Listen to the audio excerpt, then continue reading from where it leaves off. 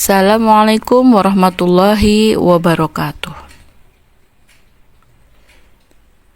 Innal hamdalillah nahmaduhu wa nasta'inuhu wa nastaghfiruhu wa na'udzu billahi min syururi anfusina wa min sayyiati a'malina.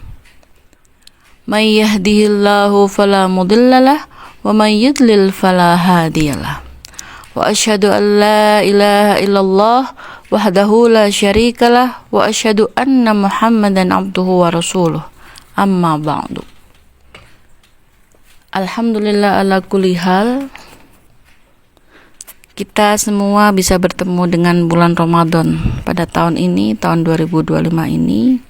Semoga ibu-ibu beserta keluarga yang memperdengarkan atau yang mendengarkan kajian ini senantiasa dilimpahi rahmat, keberkahan, kemudahan, kesehatan dalam menjalankan ibadah puasa di bulan Ramadan ini. Alhamdulillah, kedatangan bulan Ramadan itu memang senantiasa diharapkan, dirindukan oleh semua orang. Apakah anak-anak juga merindukannya? Nah, ini yang perlu kita tanyakan pada mereka. Karena biasanya anak-anak itu lebih merindukan momentum lebaran atau masa lebaran. Jadi yang teringat ataupun terpatri bahwasanya lebaran itu adalah momentum yang sangat membahagiakan. Mereka bisa mendapatkan, bisa menemukan bermacam-macam jajanan makanan yang bervariatif. Mereka bisa memakai baju yang baru, mendapatkan uang saku tentunya, bahkan terkadang harus mampir ke rumah. Maksudnya mereka bersama-sama dengan temannya silaturahmi ke beberapa tetangga. Kadang ada yang sudah dikenal, kadang ada yang belum, tapi tetap mendapatkan apresiasi atau mendapatkan uang saku. Nah, itu menjadikan mereka semakin mencintai momentum lebaran itu. Nah, apakah mereka juga mencintai momentum Ramadan? Nah, ini yang perlu kita tanyakan atau perlu kita tanamkan. Jadi di sini kita akan membahas tentang mendidik anak untuk mencintai Ramadan. Bulan Ramadan itu memang bulan yang sangat spesial sekali.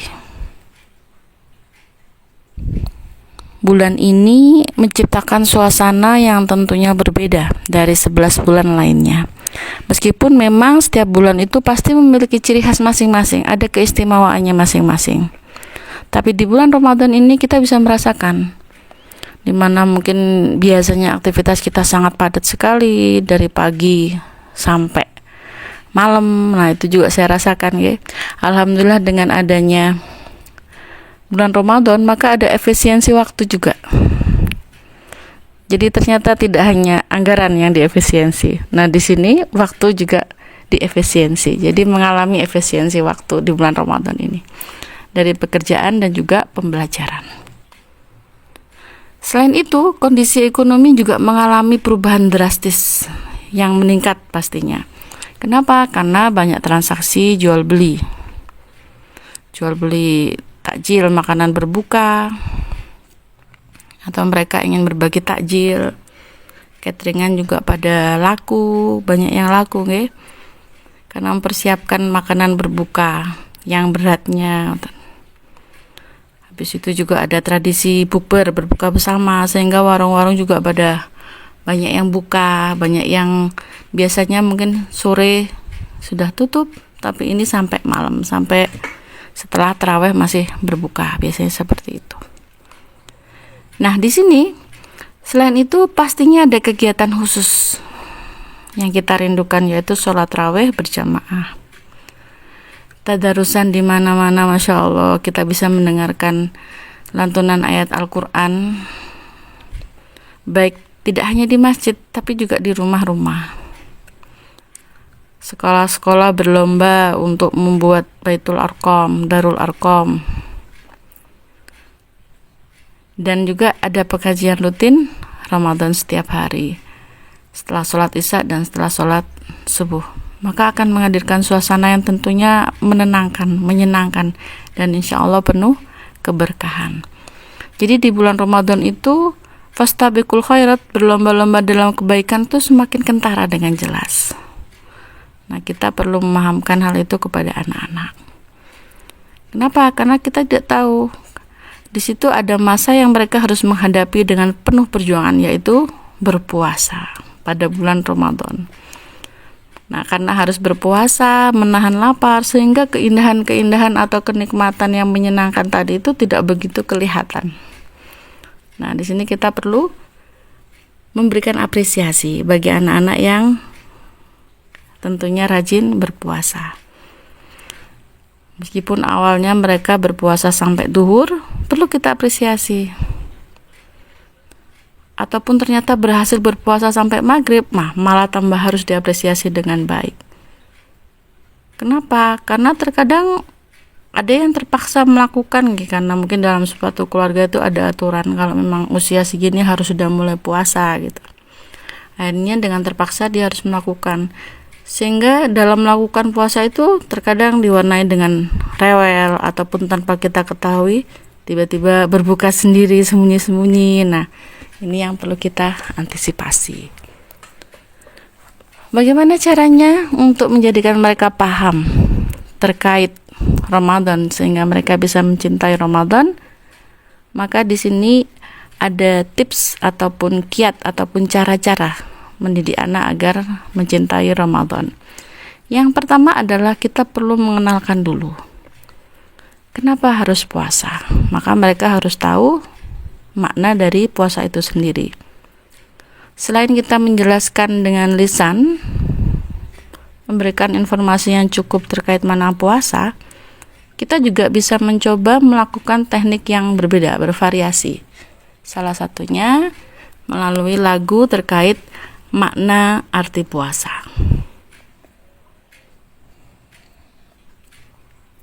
Apa panjenengan masih ingat kira-kira lagunya seperti apa? Lagu ini dinyanyikan oleh artis cilik pada zamannya dan sangat terkenal sekali untuk lagu ini.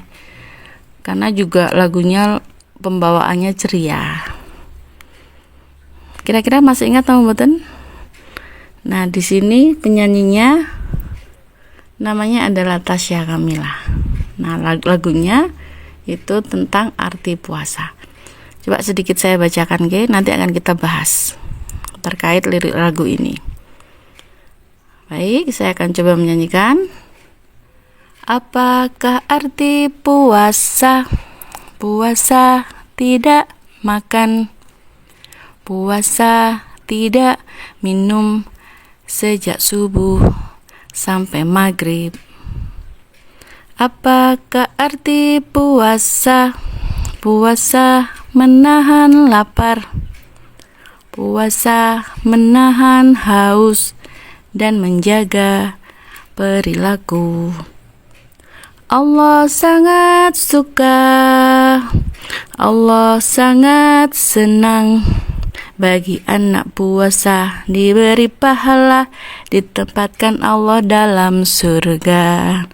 Nah, Masya Allah, lagunya itu komplitnya. Karena yang pertama terkait makna puasa itu menjelaskan tentang batas waktu. Kapan sih harus puasa itu? Ternyata puasa itu harus dilakukan sejak subuh sampai maghrib. Nah, itu. Terus kenapa kok harus puasa? Emang puasa itu harus apa yang dilarang gitu ya? Nah, puasa itu tidak boleh makan, tidak boleh minum. Jadi kita perlu menekankan poin ini ke anak-anak. Dan perlu menekankan bahwasanya puasa itu sejak subuh sampai maghrib. Seperti itu.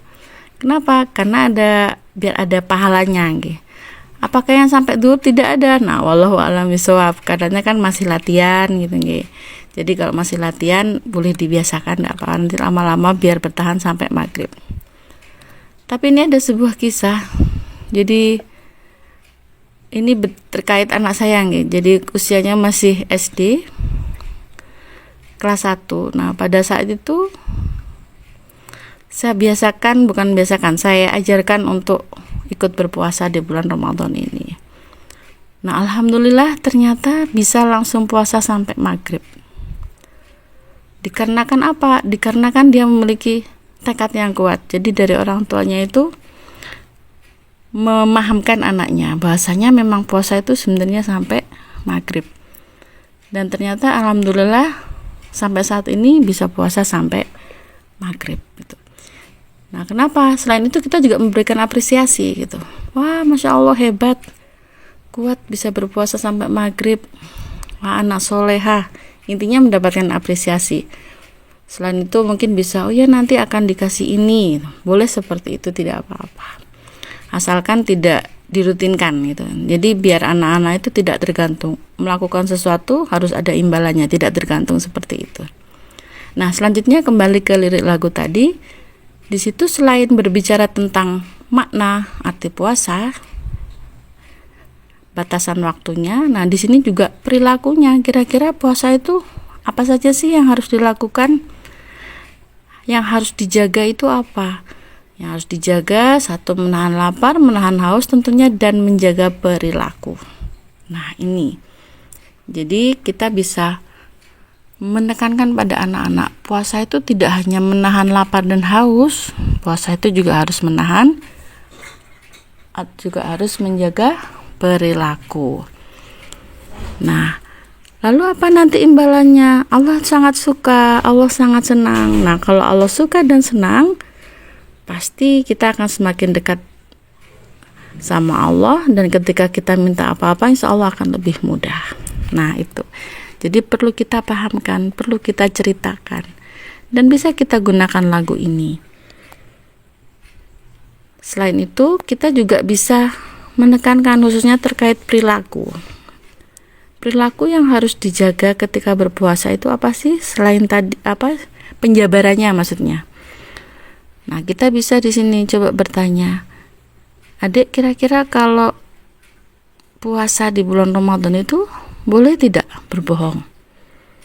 Nah, biasanya kan kadang ada tuh anak-anak yang enggak ada yang tahu, bolehlah cicipi sedikit gitu, baik makanan ataupun minuman. Nah, itu kan akhirnya berkaitan dengan kejujuran, berkaitan dengan sikap berbohong. Jadi bagaimana untuk tidak berbohong di bulan Ramadan, bagaimana untuk bersikap jujur. Nah, itu bisa kita sampaikan bahwasanya puasa itu juga harus menjaga perilaku, harus jujur. Karena meskipun orang tua tidak tahu, ada Allah yang mengetahui. Seperti bermain game juga. Nah, bermain game itu kan mungkin terlihat sederhana kadang ya. Tapi sebenarnya ketika seseorang bermain game itu, maka di situ akan menguras energinya, membuat mata dan otak lelah. Karena apa? Karena diforsir, dituntut untuk menyelesaikan permainan itu, sehingga membutuhkan waktu berjam-jam. Nah, itu akhirnya memberikan kesan buruk. Kok saya puasa habis itu saya lemes ya? Lemes memang iya, tapi kok sampai berkelanjutan. Nah, ini perlu diinformasikan ke mereka untuk menghindari aktivitas ataupun kegiatan yang bisa menyebabkan lemas atau bisa mengganggu kesehatan. Karena menurut Kementerian Kesehatan, bermain game yang berlebihan itu bisa menyebabkan fatigue syndrome. Jadi ada kelelahan di situ. Bisa menyebabkan juga carpal tunnel syndrome, yaitu sarafnya lemah, kesemutan, mati rasa. Bisa dehidrasi tentunya karena diforsir ya, sangat diforsir sekali orang main game itu. Karena otaknya, matanya, tangannya, nah semua itu geraknya itu seperti orang sedang mau bertarung dan memang dituntut untuk bisa menyelesaikan. Jadi kayak orang mau berperang itu harus sampai menang, harus sampai bisa, mohon maaf, biasanya sampai membunuh lawan. Nah itu, jadi sebenarnya kalau secara psikologis juga kalau misalnya terus dibiasakan, itu khawatirnya bisa memantik hormon yang mereka kecenderungannya untuk bersifat agresif. Tuh, sehingga ketika dalam kondisi tertentu ada masalah, solusi yang ada di pikirannya itu sama dengan solusi yang ada di game. Yaitu mohon maaf, akhirnya harus melakukan pembunuhan itu. Nah kan kemarin sudah sempat viral ya, ada beberapa berita terkait hal itu, dan ketika sudah sadar dia sendiri juga bingung, nah kenapa kok saya melakukan ini, bahkan pada keluarga terdekatnya atau pada teman sesama pemain main game. Nah, itu yang perlu kita garis bawahi. Nah, momen Ramadan ini bisa kita jadikan salah satu momen untuk memahamkan mereka bahwasanya main game itu dapat mempengaruhi kesehatan kalau dilakukan secara berlebihan, dan diusahakan untuk menghindari permainan game yang bersifat membunuh karena dapat memicu sisi agresivitas dari anak-anak kita. Bisa kita ganti, kita ajak mereka, ayo sini bareng sama ayah sama bunda, ayo kita baca buku cerita Sirah Nabawi atau Al-Quran Pertamaku, atau bisa juga tentang komik Muhammad Al-Fatih ataupun cerita-cerita Islami yang lainnya. Tuh, jadi perilaku itu memang harus dijaga di bulan Ramadan, khususnya terkait tadi kejujuran, untuk tidak berbohong dan untuk menghindari perilaku perbuatan yang menguras energi secara berlebihan. Nah, baik, pentingnya berpuasa di bulan Ramadan perlu diinformasikan ke anak-anak. Kenapa? Ya, setelah mereka mengetahui, mereka akan berusaha untuk berpuasa dari subuh sampai maghrib itu tadi, dan juga berusaha untuk menjaga puasanya untuk tidak batal. Karena tadi, 1, mereka menahan lapar, 2, menahan haus, 3, menjaga perilaku. Nah, seperti yang difirmankan Allah SWT dalam Al-Quran berikut ini. Surat Al-Baqarah ayat 185. A'udzu billahi minasy syaithanir rajim. Bismillahirrahmanirrahim. Syahrul Ramadan alladzi unzila fihi al-Qur'an hudan linnas wa bayyinatin minal huda wal furqan faman syahida minkum ash-shahra falyasumhu wa man kana maridan aw ala safarin fa'iddatun min ayyamin ukhra. Yuridullahu bikumul yusra wa la yuridu bikumul usra walitukmilul iddata walitukabbirullaha ala ma hadakum wa la'allakum tashkurun. Nah, di sini arti dari surat Al-Baqarah ayat 185 ini sudah jelas. Allah menyampaikan bahwasanya syahrul Ramadan, bulan Ramadan itu adalah bulan di mana unzila fihil Qur'an, di mana diturunkan Al-Qur'an. Sebagai apa? Hudal linnas, petunjuk bagi manusia, wa bayyinatin minal huda wal furqan, dan juga penjelasan-penjelasan mengenai petunjuk itu serta pembeda antara yang hak dan yang batil. Faman syahidah, nah oleh karena itu siapa di antara kamu yang hadir di tempat tinggalnya bukan musafir pada bulan itu, maka berpuasalah, falyasumhu. Maka di sini jika kita tidak melakukan perjalanan, maka diminta, dianjurkan, diwajibkan untuk berpuasa. Wa man kana maridan, siapa yang sakit, aw ala safarin, atau sedang dalam perjalanan, maka tidak diwajibkan untuk berpuasa, tapi diminta untuk mengganti min ayyamin ukhar, di hari yang lain, sebanyak hari-hari yang ditinggalkan. Kenapa? Karena Allah itu menghendaki kemudahan bagimu, tidak menghendaki kesukaran. Jadi yang sedang safar boleh puasa, boleh tidak. Bagi yang sakit juga sama. Kalau tidak puasa, maka keduanya diminta untuk mengganti di hari yang lain. Karena apa? Allah menghendaki kita untuk untuk menerima kemudahan gitu. Jadi tidak menghendaki kita untuk mengalami kesukaran. Hendaklah kamu mencukupkan bilangannya dan mengagungkan Allah atas petunjuknya yang diberikan kepadamu agar kamu bersyukur. Nah, Masya Allah.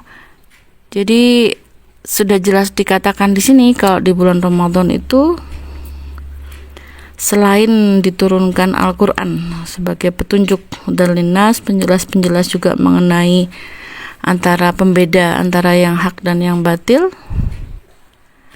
maka di sini ketika berpuasa di bulan Ramadan itu juga ada rukhsah, ada keringanan juga bagi yang sakit dan juga sedang melakukan safar. Maka itu juga perlu kita informasikan ke anak-anak. Jadi agar anak-anak itu memahami kenapa puasa itu harus di bulan Ramadan. Nah, itu karena di bulan Ramadan itu diturunkan Al-Quran sebagai petunjuk bagi manusia. Jadi penuh keberkahan. Dan mereka kita anjurkan, kita harapkan untuk bisa berperilaku yang baik, menghindari perbuatan yang tidak jujur tadi. Karena meskipun orang tua tidak mengetahui, pasti Allah akan senantiasa mengawasi.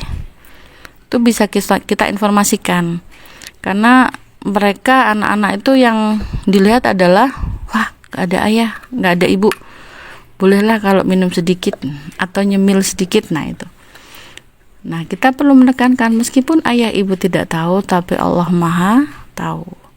Jadi tetap harus bersikap jujur, harus bisa dipercaya kalau memang berpuasanya itu tuntas sampai maghrib dari subuh.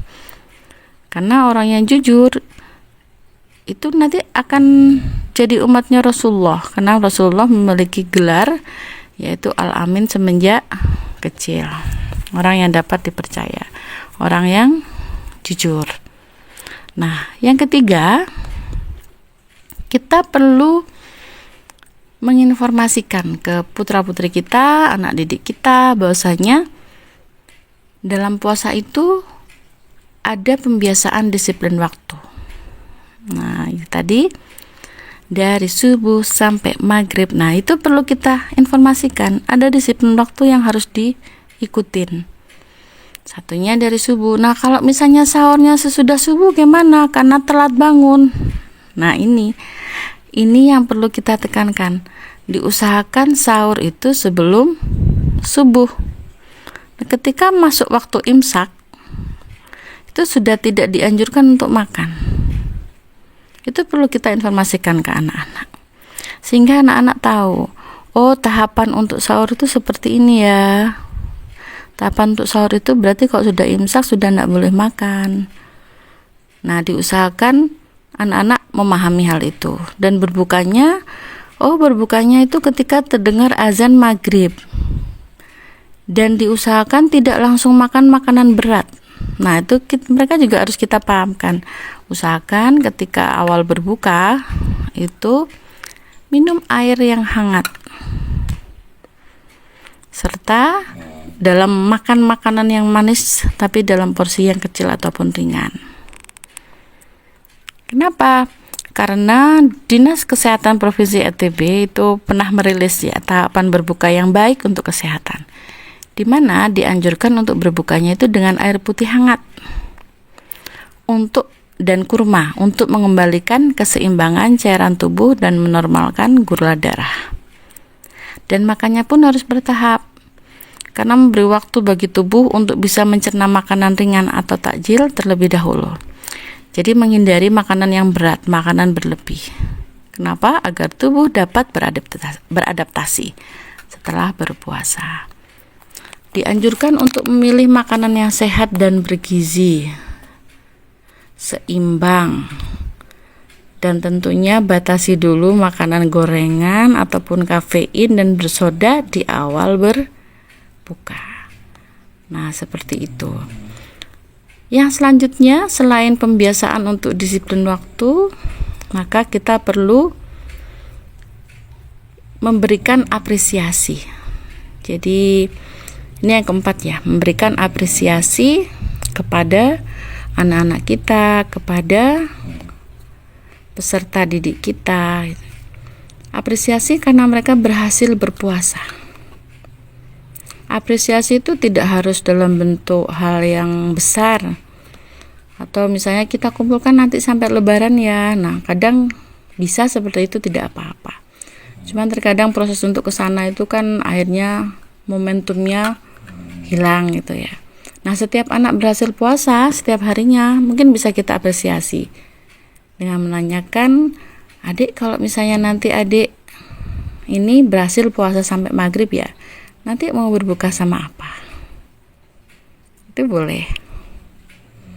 Nah, jadi kenapa? Biar mereka itu alhamdulillah kalau misalnya aku puasa rutin sampai maghrib bisa mendapatkan hadiah ini. Nah, hadiahnya tadi berupa makanan atau bisa kita kasih kue atau makanan takjil sesuai dengan seleranya. Intinya masih dalam batas tahapan yang wajar ya. Nah, di sini atau bisa juga kita kasih apresiasi, penghargaan di mana mereka boleh bermain, mungkin boleh nanti bermain tapi dalam batasan waktu mungkin berapa lama. Atau bisa juga ya nanti lebaran akan dapat uang tambahan, atau bisa juga nanti dapat pakaian baru untuk lebaran, boleh. Yang penting hal itu masih dalam tahap yang wajar sebagai bentuk reward, bentuk apresiasi karena mereka berhasil berpuasa. Nah, ini ada contoh yang dilakukan di Masjid Nurul Hidayah Kepanjen ya, dan juga di Musola Nurul Islam Sendayu Lawas. Jadi untuk anak-anak yang memang berhasil kalau yang di masjid itu karena ikut taraweh, nah kalau yang di Sendayu Lawas itu karena ikut mengaji, nah mereka akan mendapatkan jajan ataupun snack, sehingga mereka itu alhamdulillah senang gitu ya. Jadi mereka senang dan bahagia, dan itu menjadi momen yang ditunggu. Pasti ketika Ramadan, maksudnya proses menunggu ke Ramadan di tahun sebelumnya, itu akan selalu terkenang. Oh, Ramadan kemarin dapat ini, oh kangen, pengen ketemu sama Ramadan lagi di tahun selanjutnya. Nah, itu jadi menciptakan momen yang bahagia sehingga anak itu akan mencintai Ramadan, sehingga puasa itu akan ditunggu-tunggu, tarawih berjamaah itu akan ditunggu-tunggu, mengaji bersama itu akan ditunggu-tunggu, akan senantiasa dirindukan. Itu ya. Jadi cara mendidik anak yang 4 tadi semoga dapat bermanfaat, bisa kita aplikasikan untuk anak-anak kita, untuk peserta didik tentunya, dan juga untuk itu tadi jamaah yang ada di masjid ya, atau di musola untuk anak-anak. Nah, seperti itu. Mohon maaf jika ada yang kurang berkenan. Semoga salah satu cara tadi bisa menjadikan anak-anak kita semakin mencintai Ramadan. Mereka semakin mendapatkan banyak kebahagiaan dan rezeki ketika Ramadan, sehingga akan menjadi momentum yang senantiasa dikenang dan dirindukan, dan senantiasa menanti kedatangan bulan Ramadan di tahun selanjutnya. Nasrun minallah wa fathul qarib wa basyirus sabirin. Wassalamualaikum warahmatullahi wabarakatuh.